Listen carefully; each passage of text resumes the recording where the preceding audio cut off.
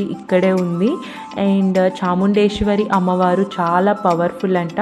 So ఇలా నేను మైసూర్ వెళ్తున్నాను అని మా డాడీకి చెప్తే ఆయన ఫస్ట్ అదే అన్నారు, మీరు ఫస్ట్ ఎక్కడికి వెళ్ళినా వెళ్ళకపోయినా సరే చాముండేశ్వరి టెంపుల్కి వెళ్ళండి, అమ్మవారిని దర్శనం చేసుకోండి, అమ్మవారు చాలా పవర్ఫుల్, ఏమనుకున్నా జరుగుతాయి అని.